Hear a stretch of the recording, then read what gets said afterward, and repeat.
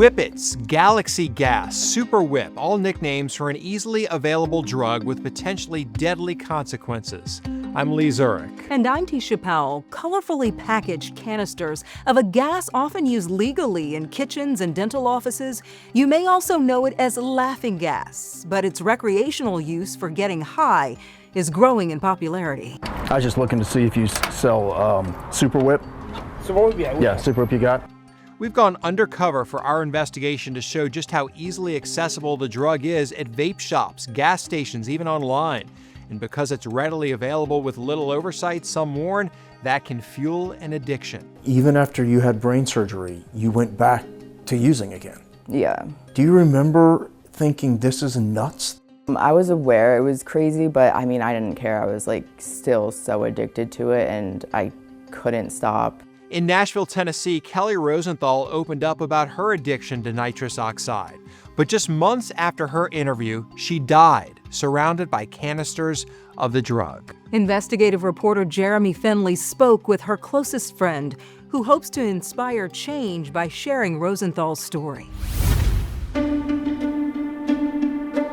911. My sister's in her apartment. I think something happened. She hasn't responded for 2 days, and her phone is off, and her work hasn't heard from her.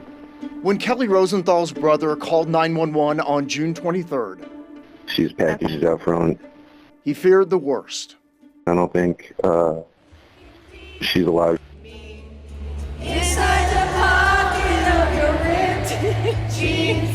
Katie, it looks like that you and Kelly go way, way back. 28 years, actually. She was just the funniest person anyone has ever met. In New Jersey, Rosenthal's best friend since childhood got the call. People will say, like, didn't you see it coming, right? And the thing with this is I never, ever saw this coming. 4 months after sitting down with me to tell her story of battling addiction to nitrous oxide, And I couldn't really live a life. Rosenthal would die alone in her East Nashville apartment. According to the police report summarized in this email, there was a large number of unused nitrous canisters lying around the victim and throughout the bedroom. It's really like losing a part of me. So did she tell you about doing the interview with us? Yes, she was very, very excited. She was very proud of herself. She was so brave with us to even share the photos of her in the throes of addiction and just how it just wrecked her physically. There was a lot of light out of her, but she was still fighting. Fighting and wanting to put a human face on how easily nitrous oxide can be purchased. How easy is it to get it here in Nashville? You just could walk into any smoke shop if you're, I guess, over 21 and ask for it. So it's easy. Yeah, it's pretty easy. Her guidance allowed us to go undercover, instructing how you can walk right into vape shops and walk right out with colorful containers filled with nitrous, labeled to be used to make whipped cream. Rosenthal knew this because that's how she got the drug. My whole apartment was just filled with trash of the little canister things. Do you feel like it is dangerous that it's this easy to get? Definitely. I interviewed Rosenthal in this sober living house, and as she'd planned, she then moved out into this apartment. The months leading up, we were making plans for her to move back to New Jersey. When you found out that she had overdosed, if you're asking yourself what happened? Absolutely. I immediately went to Nitrous. That's the first thing that I thought of when I got the call.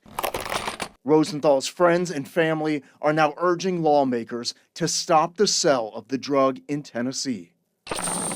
When it's so accessible, it's almost impossible to overcome. And I really firmly believe that if it wasn't so accessible, she'd still be here. As of October 2025, Kelly's family was waiting on her autopsy results and the official cause of death.